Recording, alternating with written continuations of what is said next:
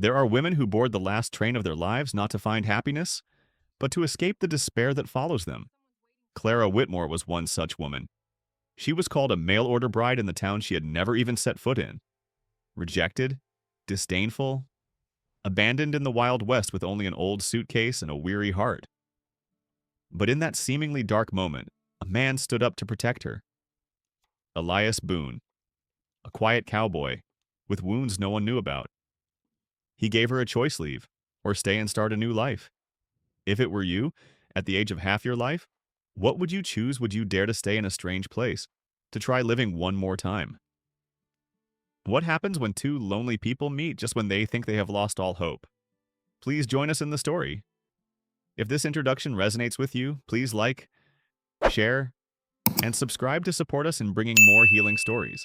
That morning, the first light of the Montana Territory sun barely touched the distant mountains like a pale bronze. The air was chilly. The wind carried the scent of dry grass, pine, and the desolate feeling that only the American West could have. The train from the east made a long whistle before slowing down and stopping at Red Ridge Station. A small town nestled among the wide slopes, desolate but proud in a frontier way. Clara Whitmore stood in the train car door, clutching an old brown suitcase. She was nearly 40, a widow, a soul once familiar with the piano and the warm yellow lights of Boston.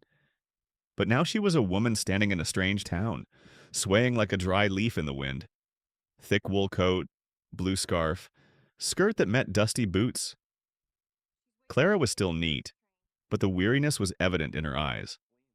The eyes of someone who had suffered loss and no longer wanted to talk much. As she stepped down, she felt the stares. A few women stood nearby, their coats pulled closer to their bodies to ward off the wind, whispering to each other. One of them spoke softly enough for Clara to hear. "They say she is a mail-order bride.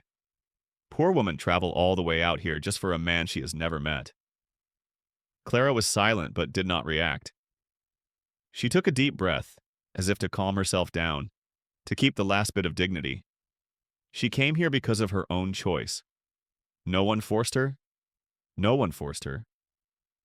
After the death of Henry, her veteran husband who had bravely gone through the war but could not overcome post-war illness, Clara understood that she had nothing left to hold on to.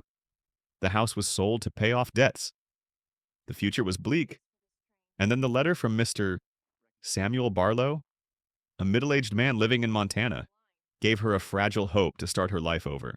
A simple marriage.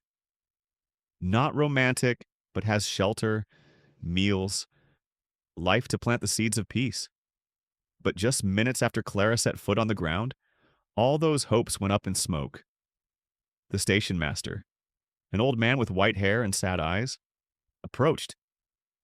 His voice was slow and soft, as if afraid to hurt her more. "Ma'am, you must be Mrs. Clara Whitmore. I am sorry." "Truly sorry. Mr. Barlow passed 3 nights ago. Stroke took him in his sleep." The world around Clara fell into a breathless silence. The wind blew through the brim of her wide hat, making her scarf flutter. She stood frozen in the middle of the platform, where the sounds of carriage wheels, hooves, and voices calling to each other faded into the distance. Once again, fate brought her to a door that was slamming shut in front of her. She traveled over 2,000 miles by ship, sold all she had, only to receive a death notice. The station master placed a gentle hand on her shoulder, but Clara did not move. She did not cry. She did not scream. She did not blame. She was silent. The silence was a thin armor that she used to cover what was torn inside. Meanwhile, in the distance, the sound of wooden wheels grinding on the dirt road echoed. A wagon stopped in front of the station, and out of the car stepped a tall man, in his late 30s. Broad shoulders, a dark brown leather jacket, an old but clean cowboy hat, tilted slightly on black hair streaked with silver. Elias Boone, owner of the Boone Ranch north of town, about 3 miles from the station. A true Western man, quiet but with a steady energy, like the ground beneath his feet solid, open, and unshakable. He came to get something, not his future wife, but the coffin of his old friend, Mr. Samuel Barlow. Elias bowed to the station master and then looked at Clara. It was a look that was hard to describe. Not curious, not judgmental, just silent and heavy, like someone who knows loss all too well. The station master spoke to Elias in a low voice. "This is Mrs. Whitmore." The lady Mr. Barlow was expecting. Elias nodded slowly.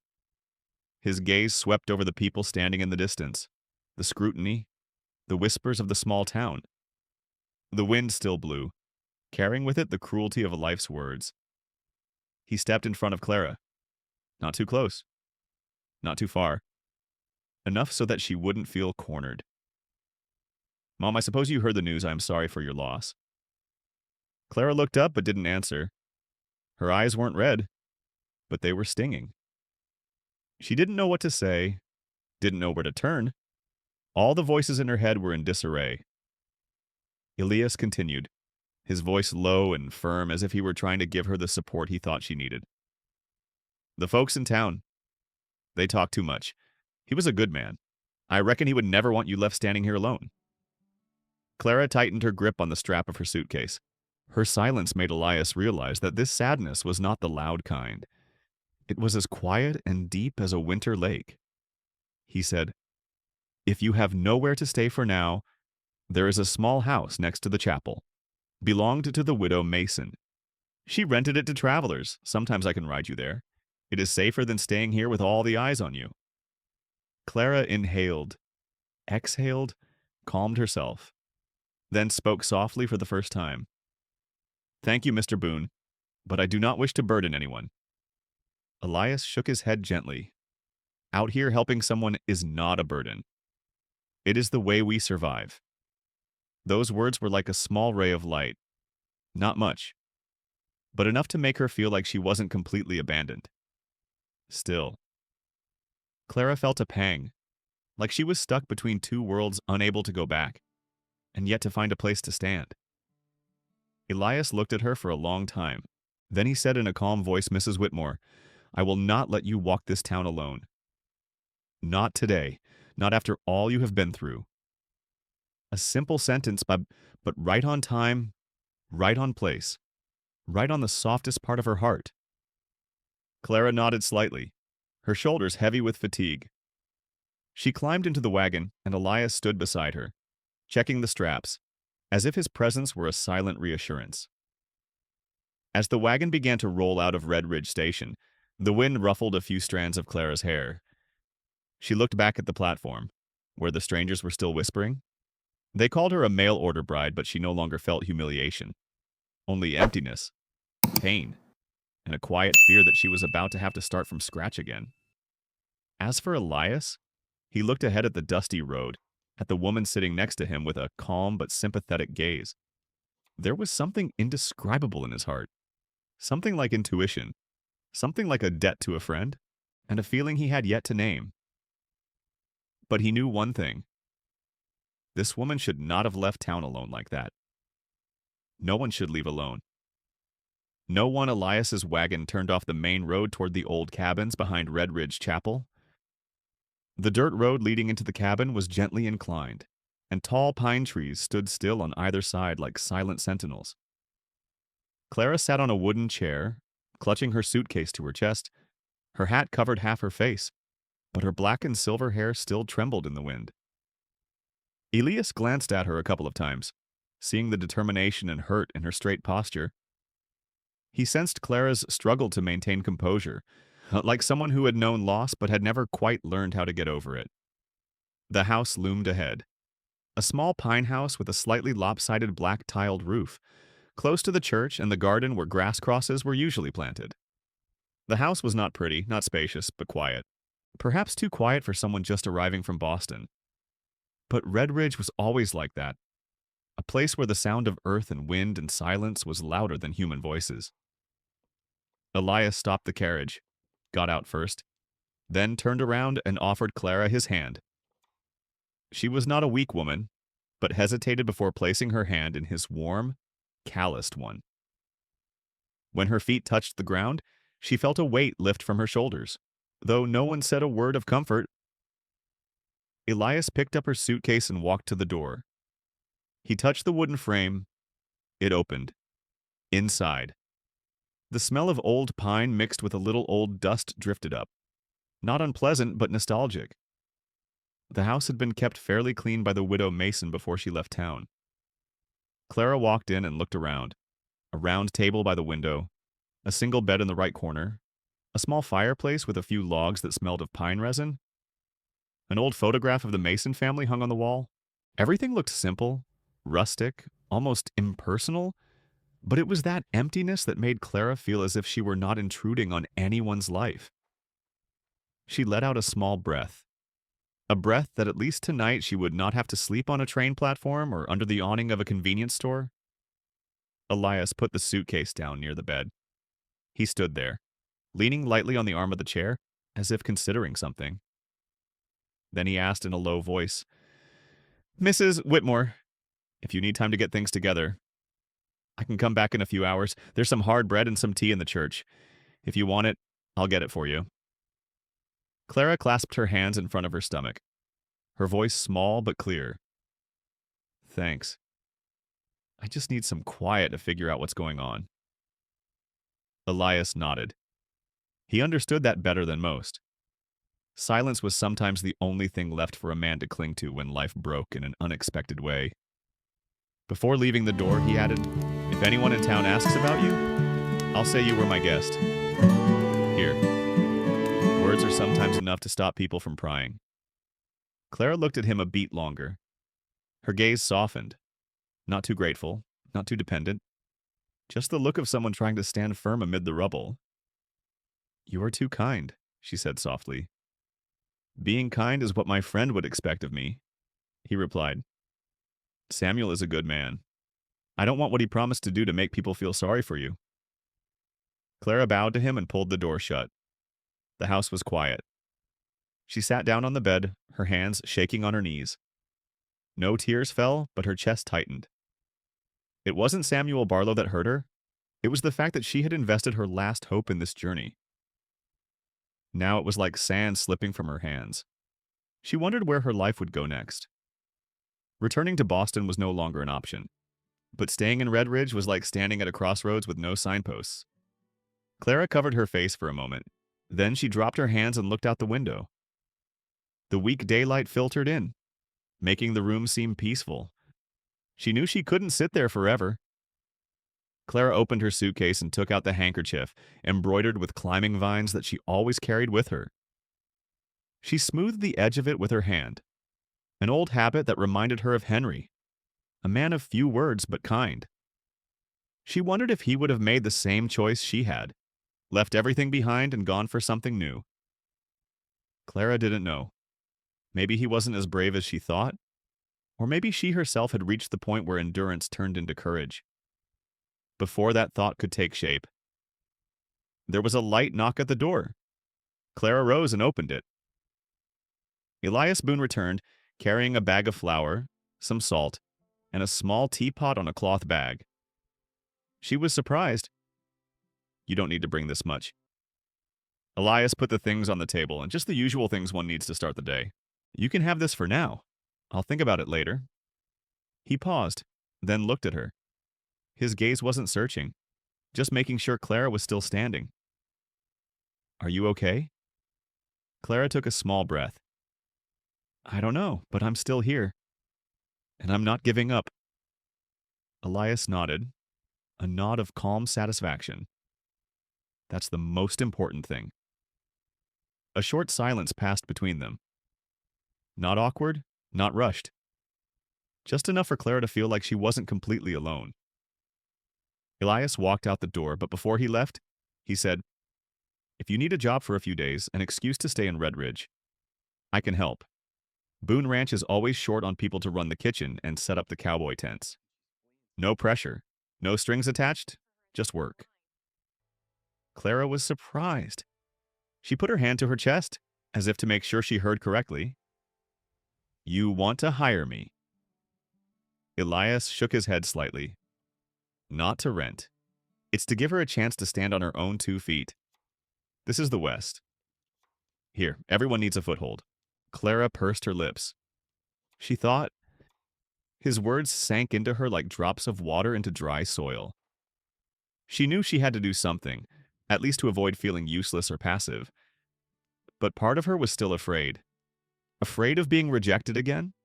Afraid of stepping into someone else's life only to leave. But Elias's silence, his almost blunt frankness, made her feel no pressure. It was just a choice. Clara thanked him inwardly for letting her choose, not pushing her toward one side or the other. "I will think about it," she said. Elias nodded. "I'll be back when the sun sets behind Timber Ridge." No need for an immediate answer. Clara stood in the doorway watching him go. He was tall, his steps slow but sure, like someone who had experienced his own loss. There was something about Elias that made her feel at peace. Not the charm of a Western man, not the endurance of a man who lived in the wild, but a wordless empathy. When he disappeared behind the pines, Clara returned to the table. She touched the teapot. She felt the lingering warmth. Just a small act. But it reminded her of something she hadn't felt in a long time, someone thinking about her. Clara let out a long breath. This time it was lighter. She understood that things were not over at Red Ridge. The path ahead was unclear, but not completely dark. She sat down in the chair by the window, watching the fine dust drift up in the gentle light. The new day promised nothing, but at least it would not take anything more from her. Clara gently placed her hand on her heart, whispering almost inaudibly, "I'm still here. I'm still alive." And perhaps that alone is enough to start. As Clara opened the door and stepped out of the house next to the church, the Red Ridge air carried an indescribable coolness. She hadn't quite decided where things would go, but the presence of a choice made her steps lighter. Elias Boone had promised to return. Maybe he was just being polite. Maybe he meant it. But Clara understood that sometimes what keeps a person upright isn't certainty, but a small hope that's safe enough to dare to take a step. The sound of hooves echoed from the dirt road. Elias's familiar wagon appeared between the pine trees. He got out, removed his gloves, and looked at her non-committally. "Have you thought it through?" Clara pursed her lips. Then she nodded slightly. "I wanted to try. At least for a few days. I didn't want to be the one the town looked at with pity." Elias nodded, his acceptance natural, as if he had anticipated the choice. He opened the door for Clara to climb in, careful to hold the handrail so she wouldn't slip. As the wagon rolled, Clara sat still, her hands resting lightly on her lap. She didn't know what Boone Ranch had in store for her, but her feelings settled with a calmness rarely felt after an event. The drive to the farm ran through wide fields of yellow grass interspersed with low bushes. The hills stretched to the horizon, occasionally dotted with ugly bushes so resilient that no wind could break them. An eagle circled overhead. Clara observed the nature with a feeling both foreign and familiar, as if she had been born elsewhere but her heart knew the loneliness of the West. Elias occasionally glanced over, saw Clara looking away. He spoke slowly. "The land here is vast. The people are few. Most of us choose solitude, but not loneliness." Clara asked softly, "Have you ever felt too much silence?" Elias thought for a moment. "Silence helps me hear myself better. It hurts sometimes, but it's not bad." She understood that better than he thought. Boone Ranch appeared as the wagon rounded the second bend. The place was teeming with life. Large stables, a large pasture, and a few makeshift cowboy tents. The main house sat on higher ground, with a sturdy wooden roof and large windows to let in the sunlight. Light smoke rose from the stovepipe, giving the impression that there were people, meals, and daily life. Clara inhaled, wondering if she had the courage to step into a life so different from Boston. When the wagon stopped, Elias got out first and held out his hand to help her. Clara put her feet on the ground, feeling the earth beneath her feet as if touching something very real, something unadorned but so real that it was hard to refuse. A young cowboy ran out of the stable, quickly putting on his hat, his voice full of respect. "Mr. Boone, Jacob asked me to tell you that a cow is stuck near the west ditch." Elias nodded to the young man and then turned to Clara. "I have to go and look. If you want, I can have Rachel in the kitchen show me some simple things. You don't have to do anything too hard. I just want you to feel like you're not out of place. Clara replied softly. I understand. You mind your own business. Elias looked at her for a few seconds. His eyes seemed to want to say something, but he held back, just smiling slightly. Then he told the cowboy to take Clara to the kitchen. The man who led her was Caleb, thin but agile. He led her to the back of the main house where the wood stove smelled of cornbread, bacon, and smoke from the stove. When Caleb opened the door, the warmth spread like a gentle hug. Mrs. Rachel stood at the kitchen table, her silver hair tied back, her face stern but kind. She turned to look at Clara, her eyes shining with surprise. Oh, you're from the East, aren't you? I'm Rachel. If you'll come and work here temporarily, that'll be great. This house needs a pair of hands. Clara smiled slightly, her heart softening. I will try. Rachel nodded, handing her a clean apron. No one is asking for perfection here. We just want dedication. I bet you have plenty of that. Clara tied her apron, her hands shaking slightly, but not because of fear, but because she was stepping into a new role, albeit a temporary one. Rachel led her through the kitchen, pointing out the flour bin, the water tank, the spice rack. Clara listened, absorbing every word. She realized she was not only needed but trusted. It created a rare warmth, even in the midst of a strange place. A while later, Clara was assigned to slice a basket of potatoes for dinner. She sat near the window so the light could reach her better. As the knife cut into the potatoes, each peel falling off, she silently thought back to her days in Boston, when she would prepare dinner for Henry after he returned from his law office each day. Missing her ex-husband didn't weaken her. It made her realize that she had lived, loved, and had the right to love again. A slight noise made her look up. The kitchen door opened and Elias entered.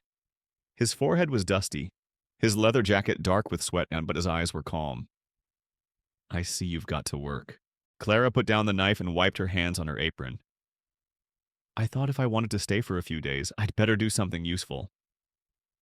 Elias leaned lightly against the wooden table, arms crossed. You don't have to prove anything. I just want you to have a place where you don't feel like you're on the outside of everything. Clara looked at him, slightly confused. Why are you so interested in me? We didn't know each other before. Elias looked out the window, his voice hoarse. You were the last visitor my friend expected. I owe him a kindness, and I don't think anyone should come into this town alone, especially one who has traveled as far as you have. A silence fell over the space. Clara asked, Mr. Boone. Anything else? Elias was silent for a few seconds. There was something in his eyes, something deeper than friendly duty. Maybe it was intuition, he said quietly. I don't think she came to Red Ridge just to find marriage. Something was making her look for another life. I saw it. Clara felt as if someone had touched something deep inside her. No one had ever said it before. Even she didn't dare say it out loud. Rachel excused herself to check the oven, leaving Clara and Elias in the warm space where the smell of potatoes and pine mixed together. Clara swallowed. I don't know what I have left to start over with. I just know I don't want to be defined by pity. Elias tilted his head. So let Red Ridge be the place where you start over. Your way. Clara wanted to reply, but the words were stuck in her throat. She just bowed her head. Elias understood, and did not press. He just stood there, silent and steady.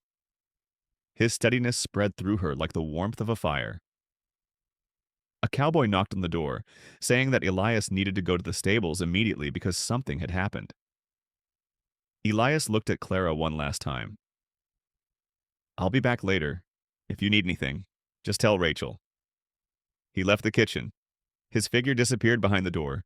Clara returned to the table and continued slicing potatoes, but her hands still felt a little shaky, not from anxiety, but from a very small change that had just begun. silently and gently, like the wind that you can't feel but still moves the leaves. Clara understood. She had lived long enough to know that small things often carry great power. That night, while the sounds of horses and men working outside the stables echoed in the distance, Clara sat before the fire. An indescribable feeling was growing inside her. A new life doesn't promise peace, but it does promise something more important, a chance. The next few days moved at a pace Clara was unfamiliar with, but quickly learned. The Boone Ranch kitchen was always warm and full of work, cooking, washing dishes, and moments when Rachel shared old stories about the ranch helped Clara realize that there was more to the place than its rough exterior.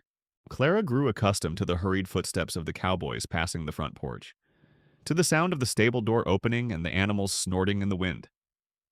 The rhythm of the West had its own sound, its own response, its way of reminding people that however lonely they were, that they still had a place in the world.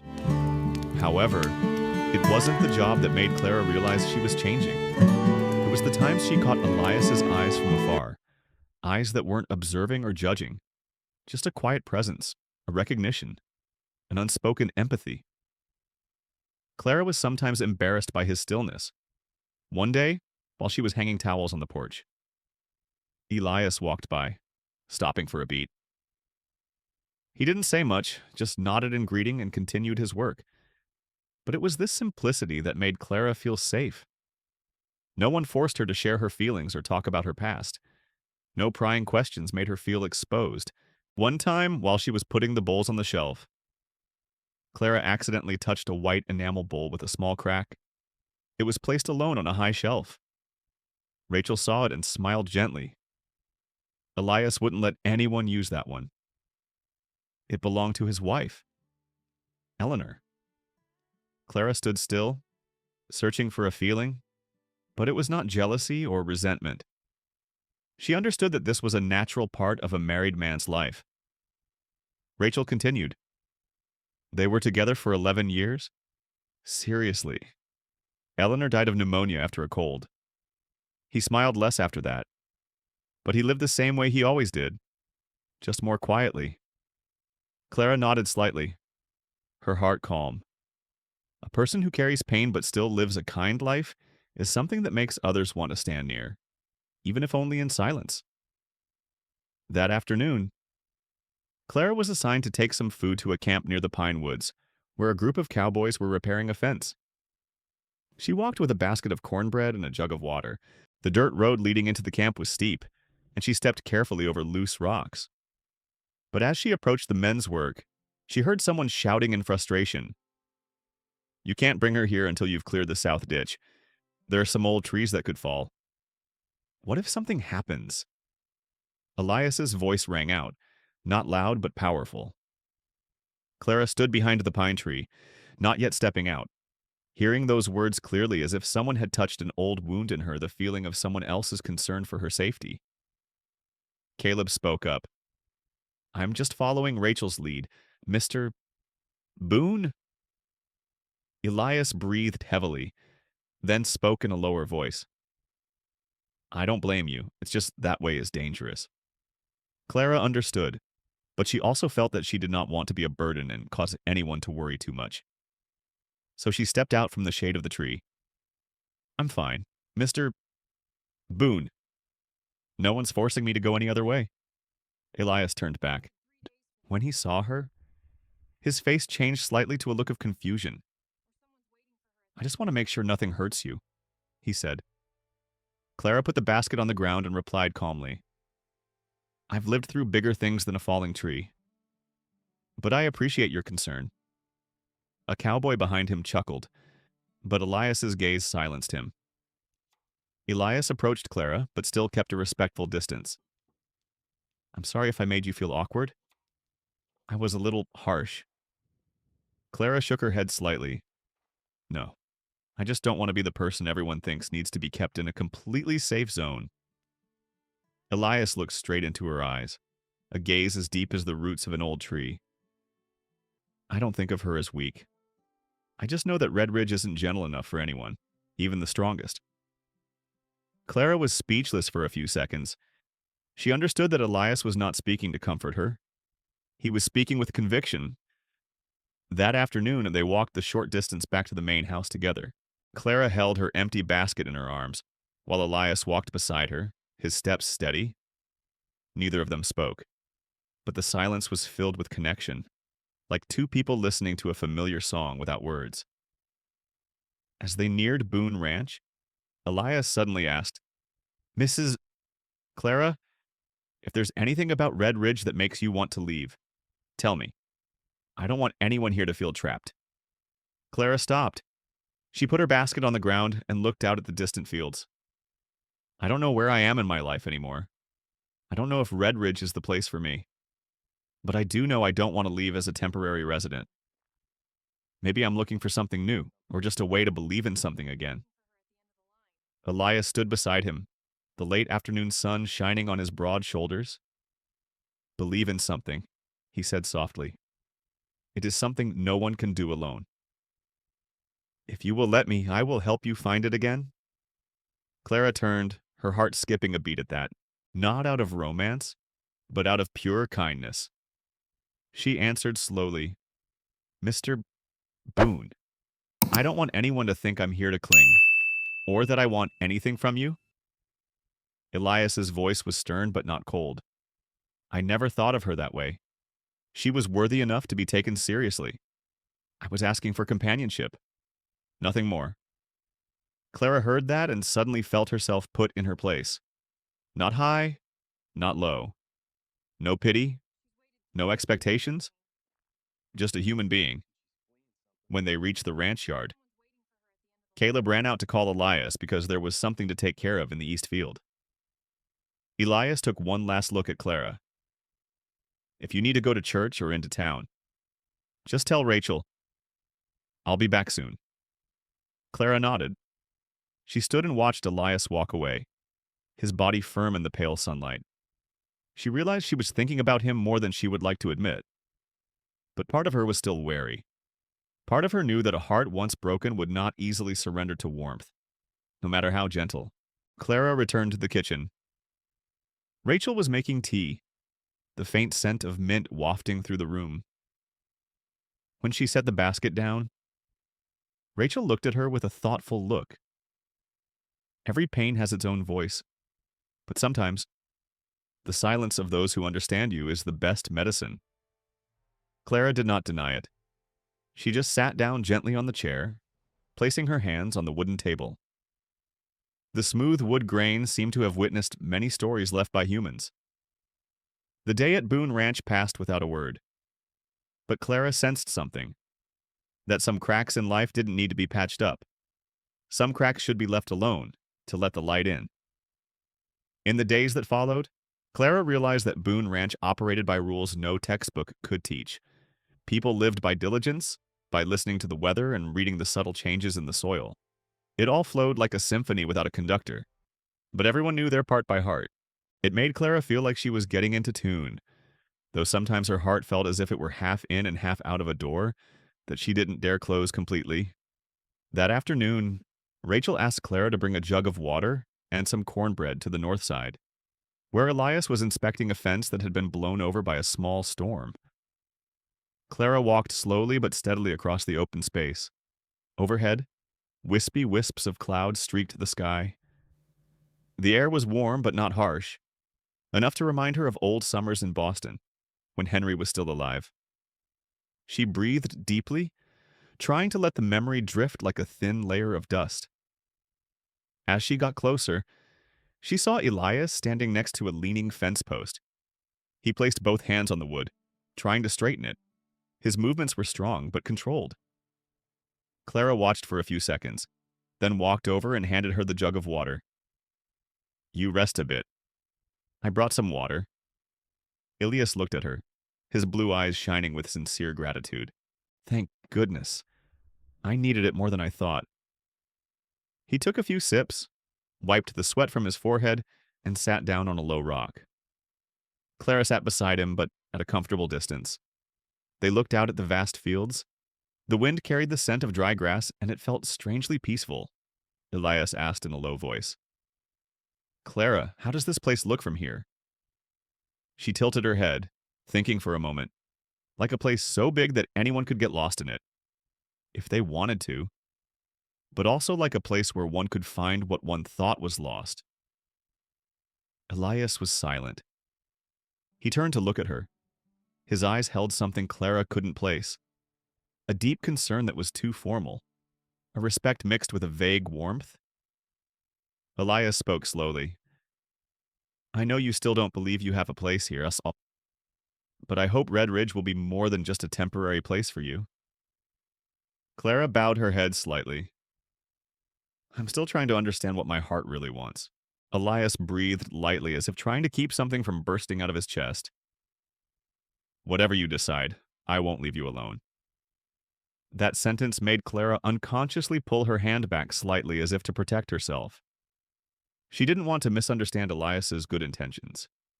She also didn't want to let her fragile heart fly away with something so beautiful. Before she could reply, the sound of hooves came from the east.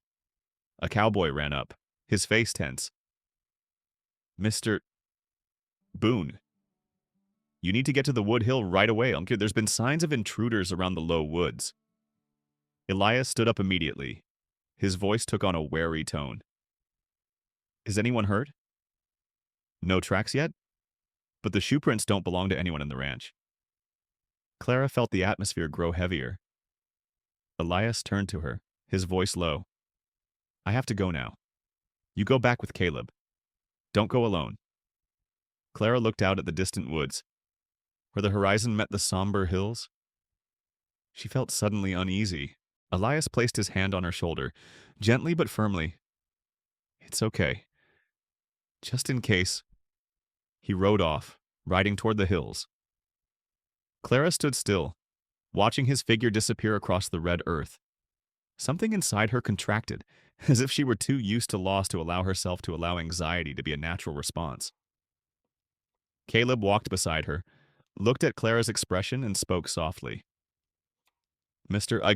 Boone never kept anyone on edge for long. He knew more about the land than anyone. Clara tried to smile slightly. She understood that Elias was strong, but nothing in this world is invulnerable.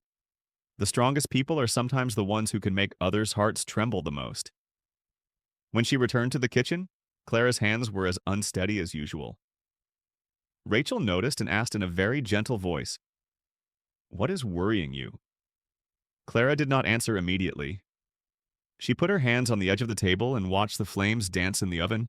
I shouldn't worry too much about people who don't belong to me. Rachel watched her, her eyes full of understanding.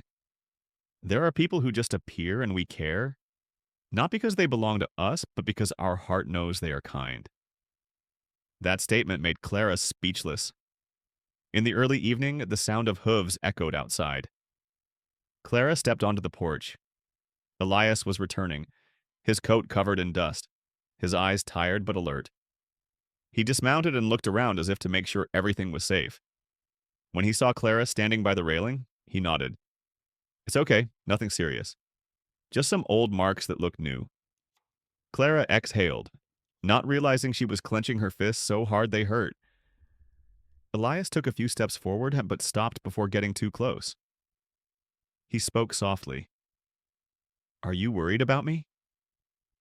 The question was simple, but there was a silence around it that Clara couldn't avoid. She answered truthfully, I worry about something I can't name yet. Elias understood immediately. He did not smile. He did not joke. He just looked at her with deep, warm eyes. There are things that don't need to be named right away. They need time to find their shape. A wind blew from the hills, carrying the smell of dry grass and a hint of cold. Clara tightened her shawl. She sensed that Elias wanted to say more, but he held back, as one who knew the limits of tact. He just asked, Would you like to take a walk around the ranch? Not far out, just let the wind take your mind off things. Clara hesitated, but Elias's eyes were not pressing. They were inviting. She nodded slightly. The two of them walked down the path between the pine trees, neither needing to start a conversation. Clara heard Elias's footsteps beside her, each step steady as if he made this land safe.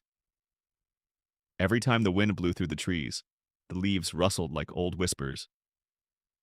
As he approached the open lawn, Elias stopped. Clara, I have to be honest about this. I know you didn't come here looking for commitment. I don't want you to think I'm trying to pressure you, but I want you to know that I appreciate your presence at Boone Ranch. You make this place feel a lot less empty. Clara felt her heart slow. She didn't know how to respond. She didn't want to encourage something she wasn't sure she was ready for, but she also didn't want to be cruel when he was being so honest. She told the truth. I need more time to understand where I stand. I don't want to let anyone down.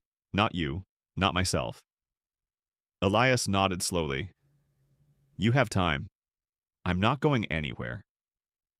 Clara almost had to turn away to hide her emotions. A man using his firmness to lift her weakest spot. That choked her more than sudden confessions. When they returned to the porch, Clara stopped. The kitchen light from the window cast a strange warmth. She looked at Boone Ranch, the roof, the yard, the old pine tree, and it all seemed like a vision she had dreamed but had not dared to believe was real. She said softly, Elias, Red Ridge is not the place I knew. It reminds me that I am still alive. He looked at her for a long time, as if wanting to capture that moment. You make it more alive. Clara. In that moment, she knew she was standing on a very fragile point between the past and the future. But for the first time in many years, that fragility did not frighten her. Since Elias's safe return, the atmosphere at Boone Ranch seemed lighter. Clara no longer felt as uncertain as before. She did her usual chores in the kitchen, clearing bags of flour, drying towels behind the fireplace, making notes on what needed to be prepared for the Cowboy patrol. Everything worked like a quiet, yet heartwarming soundtrack. Still, Clara sometimes caught herself hesitating. She knew she was beginning to open up to this new life, if only a little. But the past clung to her like dry moss on a cliff. It wouldn't crumble, but it wouldn't go away either. One afternoon, as Clara was stacking firewood in a basket next to the stove, the kitchen door opened. Rachel leaned in and called out softly, Clara, someone is looking for you. She paused, feeling a cold water run down her spine. Clara didn't know anyone in Red Ridge, except a few people from Boone Ranch. So who would be looking for her? The question only made her stand there for a few seconds before Rachel nodded gently, indicating that she should go and see. In front of the main house, a strange man stood beside a tall gray horse. He was no longer young, but still powerfully built. His face was long, his sharp eyes had a learned look. He set his hat on his chest and bowed to Clara as she emerged. Miss Whitmore. His voice was as hard as dry pine. Clara felt a little breathless. Who am I in this story? That question quietly echoed in her heart. Should I know you? Clara asked. Her voice came, but her hand tightening on the hem of her dress. I'm Mark Turner, assistant manager at Boston Savings. I'm here at Red Ridge about your ex-husband. Clara suddenly heard all the sounds behind her, the lowing of the cows, the fire in the kitchen, the wind blowing through the pine trees. Everything seemed to fall silent. Rachel stood not far away, observing carefully. When she heard the words ex-husband, her eyes flashed with worry for Clara. Clara took a deep breath, trying to keep her breathing steady. She replied, Mr. Turner, I don't understand why you came all the way here to see me. My husband died many years ago. Mark Turner looked at her with eyes that were neither judgmental nor kind. Toi kong jen, genoive kai chet kwa ong ai. Mave kwan no ma Henry Whitmore July. Koan no ba ko the chuabiet. Klarakam gats jat duoi chan mainten hudik chuyen. Ba fai tua vau kan kua soje jungvung. Ong noi. No Turner gat jau. Henry Whitmore ko ki mot kwan vai kwai kung. Jeku van fong luat jang subjo. Hung ong ai kwa joy truok ki giai kwet. Chung toi jan timban hiutang kwa.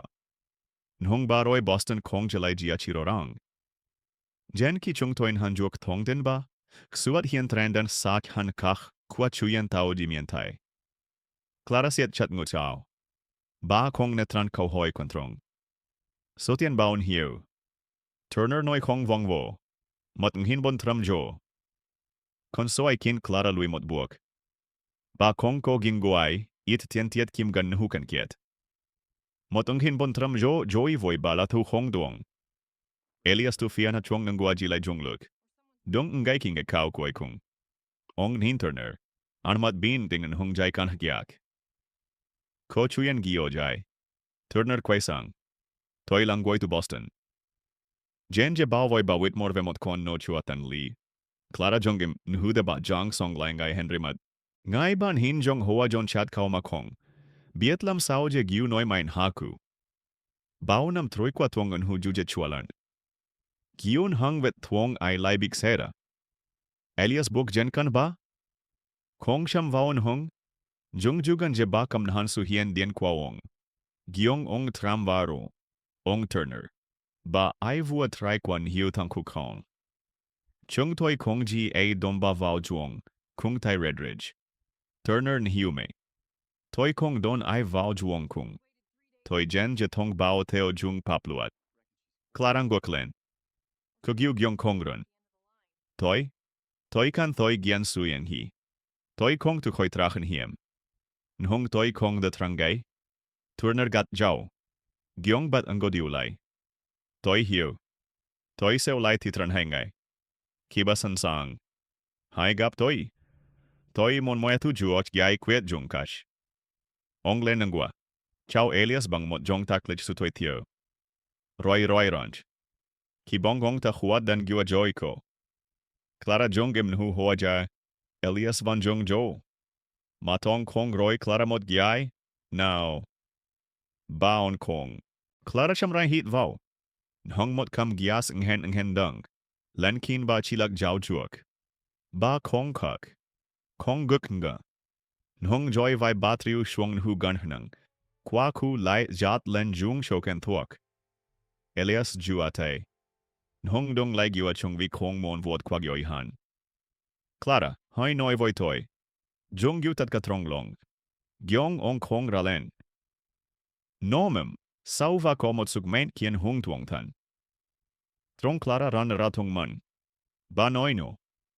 Toi ku nungi ming kja to at koin hung, giniu toi lai. Nhung huara kai kwa ku aivan dim juok toi. Ke kaki toi jiksada nai. Toi kong biet faibat jau tu jau nua. Elias nhin batat lau. Kong aibat jau tu jin knui. Nang goi tabat jau tu mat jat. Vaba kong fai leo nomot mink. That sentence was like a string that tied Clara to the present. She couldn't pay off the debt in a day. She couldn't lighten the burden instantly, but Elias's presence was like a small light, enough to see the way. Rachel stepped out onto the porch, placed her hand on the door, and looked at Clara with gentle eyes. Clara, go to the kitchen. I'll make you some tea. At this age, there's no worry in the world that can't be shared. Clara looked at Rachel, then at Elias. She felt something coming out of the walls of isolation she had built for so long. She said softly, "Thanks, you two. I don't know what to do yet, but I won't run away again." Elias nodded, each word clear. She faced it. It was the strongest way to survive in this West.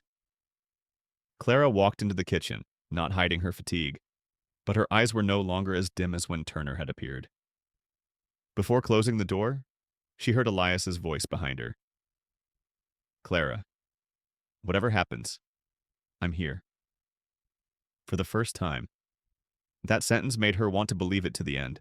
The night after meeting Mark Turner, Clara hardly slept. She sat by the window of the cottage next to the church, watching the light from the oil lamp dance on the wall. She did not cry, she did not complain.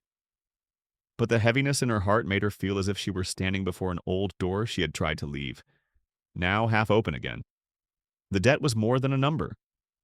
It was a reminder that Clara Whitmore, strong as she was, still carried the strings of her past. She feared returning to the powerlessness of Boston, feared feeling like she was standing before a burden no one could share. But strangely enough, this time she didn't feel completely alone. The thought crept into her mind like a warmth trying to penetrate a thick coat. Whether Clara admitted it or not, Elias Boone had become the first person she thought of when life turned rough again. As the morning light crept through the windows, Clara stood up, fixed her hair, and pulled on her ash-gray robe. She decided not to run from Mark Turner. Whatever happened, she wanted to face it like a woman who could no longer run from herself. On her way to town, she met Elias leading his horse out of the stables. He saw her, his eyes darkening slightly with worry. "Where are you going alone?" Clara kept calm. "I met Mr. Turner. The debt was mine. I didn't want to run away." Elias stepped closer, not hiding his concern. "I go with her." Clara shook her head. "No, Elias, this is my life before I met you. I need to do that part alone." "But—" She paused, her voice softening. "I don't want you to think I'm rejecting your kindness. I just don't want to stand next to you when I'm not sure I can stand it myself." Elias looked at her, his eyes not filled with hurt but with deep respect. "I understand. But if you ever find your feet tired, I hope you remember that not every road is traveled alone." Clara nodded slightly. His words strengthened her, like a rope tied around a large rock, keeping her from sliding down the abyss of the past. She arrived at Red Ridge on steady, unhurried feet. Mark Turner was sitting in the small cafeteria, a steaming cup of coffee before him. When Clara entered, he stood up like a man of principle. "Mrs. Whitmore, I'm glad you came." Clara pulled out a chair and sat opposite. She did not hide her fatigue, but her eyes were very frank. "Tell me everything. No beating around the bush." Turner put the papers on the table. "The old loan, plus interest, is the figure we talked about yesterday. But I'm not here to force you to pay it off in a day. I'm here to give you a choice." Clara leaned back slightly.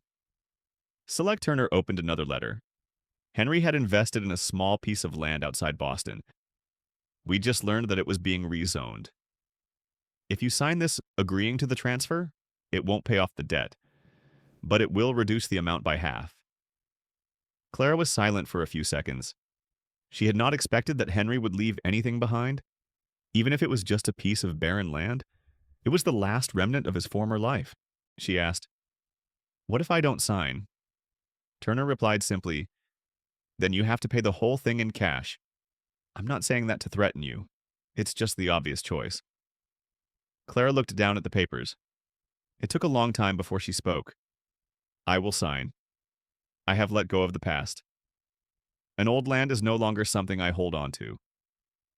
Turner nodded and took out a pen. Before Clara put pen to paper, he added, "I don't know if you intend to stay at Red Ridge or go elsewhere.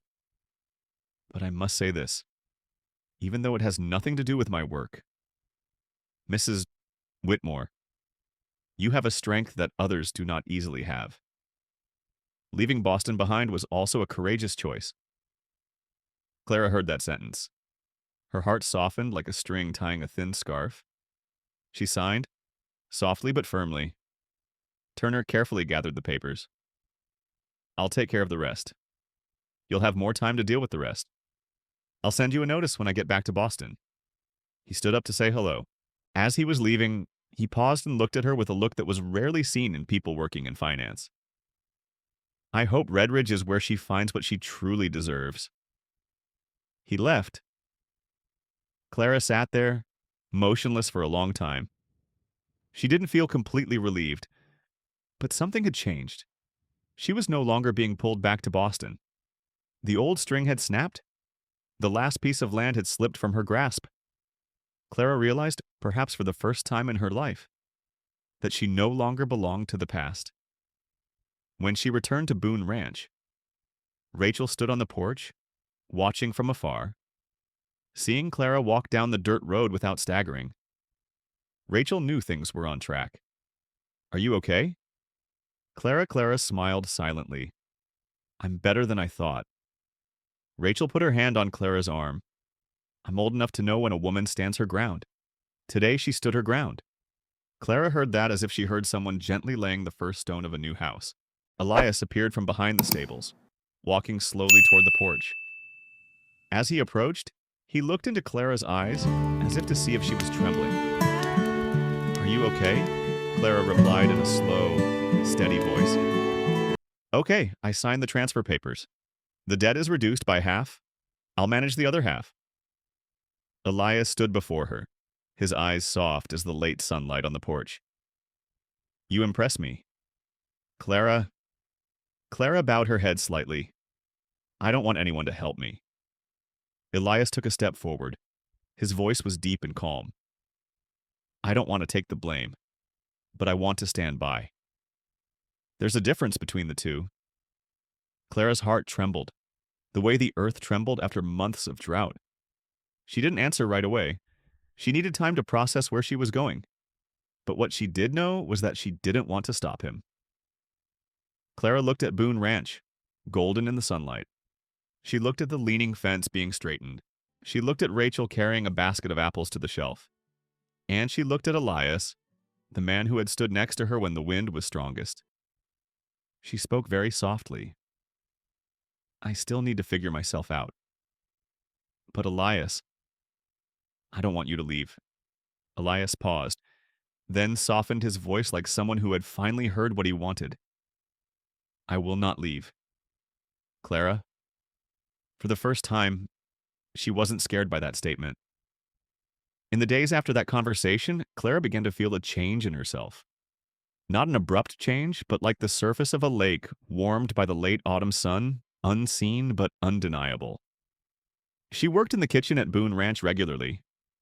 But now, whenever she looked out the window and saw Elias leading the horses or standing talking to the cowboys, she felt her heart lighten, as if it had found its rhythm. One afternoon, Clara went to the well to draw water. The space around her was wide open, and the wind blew through the fields, carrying the smell of fresh earth. As she bent down to tie the bucket rope, Elias came up behind her, walking slowly as if to avoid startling her. "Mrs. Clara." She turned, the sunlight catching his shoulders, making his figure clearer than ever. Clara found that there was a strange way in which Elias's steadiness reassured her. "What do you want to say?" Clara asked, still holding the rope. Elias was silent for a moment and then spoke. "I've thought a lot about your story, and how Red Ridge welcomed you into its fold. I've also thought about what you said earlier, that you needed time to figure out what you wanted. I want to tell you this, without haste, without pressure. Whatever you choose, I'm here." Clara looked at him. She looked into Elias's blue eyes and saw not dominance or possession, but a deep respect that made her put her hand to her chest to steady her heart. Elias continued, "Clara, I have lived alone for too long. Sometimes I think my life is nothing more than the land and the winds. I ask nothing of you. No need for you to fill the void. But I want you to know that I have found in your presence something I thought I had lost the feeling of being human again. Not just a ranch hand." Clara felt her throat tighten. She tightened her grip on the rope, trying to keep herself from being carried away by her emotions. Elias spoke more softly. "I don't need an answer today. I just want you to know." Clara stood still, then slowly took a step toward Elias. Not too close, but close enough for her to see every detail of his face. She exhaled slowly. "Elias, you were a rare calm in the chaos I brought with me from Boston. But for me to move forward, I needed to know that I was not a burden to anyone, and I needed to know who I truly wanted to be." Elias nodded, his eyes unwavering. "I will wait, no matter how slow you go." A thin smile played across Clara's lips. For the first time in years, she didn't feel forced into a role. She felt like she stood in her own light, not someone else's. In the days that followed, Red Ridge was enveloped in late autumn. The pine needles were sparse, and the wind was sad but pleasant. In the kitchen, Clara felt like she belonged. Cowboys passing by often bowed to her, sometimes leaving a bag of apples on the table as a thank you. Rachel treated her like a daughter, simply because Clara always rubbed ointment on her wrists when the cold weather made her joints ache. One evening, as Clara was stacking dry wood near the kitchen door, there was a gentle knock. She opened the door and saw Elias standing there, holding a light-colored wooden box. "I have something to give you." Clara put down the pile of firewood and invited him in. In the light from the fireplace, Elias placed the box on the table. "Open it," he said. Clara opened the lid. Inside was an old leather notebook, its brown cover worn with age. The scent of leather and old paper mingled together, making her eyes narrow with emotion. Clara asked, "What is this?" "Elias." He stood before the fireplace, his hands clasped together. "It was my mother's diary. She wrote about the days she came west with my father. She was a teacher, like her husband was a lawyer. She left her comfortable life in the East to come here, hoping to find peace with herself. I think she will find herself somewhere in these pages." Clara placed her hand on the book, as if touching a living thing. She opened a few pages. The handwriting was soft and clean, each sentence simple but full of emotion from a woman who had struggled with her own life choices. She whispered, "Why do you want me to have it?" Elias replied, "Because I believe you are walking the same path my mother walked. And I want you to know, no one walks alone without trembling. The strongest people have their own quivers. You are no exception." Clara raised her head, her eyes sparkling with unspoken words. She put down the book and took a step closer to Elias. "Elias, I don't know what lies ahead. I don't know if my heart is strong enough to open completely. But I do know this." She stopped and took a breath. "I wanted to try. I wanted to find out what I could become here at Red Ridge. And I wanted to learn more about you." Elias looked at her, as if the whole Boone Ranch stood still to listen to his answer. "I'm here, not going anywhere." Clara smiled, a gentle smile, full of the rebirth she thought she had lost. By the end of the winter, Clara was still at Boone Ranch. Her debts had been paid off through months of steady work. But more importantly, she had found a new rhythm of life where she didn't have to run, didn't have to bow down, and didn't have to prove her strength to anyone but herself. Elias still respected Clara's distance. But each day, they walked a few more steps. Each evening, they spoke a few more words on the porch. No rush, no storms. It grew like the old pine tree on the cliffside, slow but sure, resilient and enduring. One evening, as Clara was rereading the last page of Elias's mother's diary, she came across a passage that made her stop. "There are lives that are rewritten from the very place where people think they will be lost. Love does not come with thunder, but with the quiet presence of someone who makes us move on." Clara put down the book and looked up at the door. Elias was standing on the porch, looking up at the starry sky, his silence an invitation. She stepped out. Elias turned, his eyes bright in the dim light of the western night. "Clara, how do you feel?" She stood beside him without thinking long. "I found myself not afraid anymore." Elias smiled, small but genuine. "So, Clara, it's time for you to live again, not as someone who ran away, but as someone who chose to stay." Clara put her hand on his. "I choose Red Ridge, and I choose you." The two stood side by side under the vast sky. No hugging, no hurry, just letting the silence say what it needed to say. And that silence was no longer loneliness, but a form of love very Western, very real, very strong. And from that moment, Clara knew she had found home. Clara and Elias's story reminds us that life never closes completely on anyone, even when we think we have nothing left but sorrow. At any age, we still have the right to love, to start over, and to heal. Silence is sometimes where old wounds have a chance to close, and the kindness of a stranger can be the beacon that guides us back to life. For those of you in your twilight years, this story serves as a gentle reminder you are never too late, never too old to be happy. The losses that once closed you off can become the soil from which new peace can grow. All it takes is a little courage, a small step, and an open heart. Thank you for listening to the end. If the story brings you sympathy or hope, please like, share, and subscribe to the channel so we can continue to send you more warm and humane stories.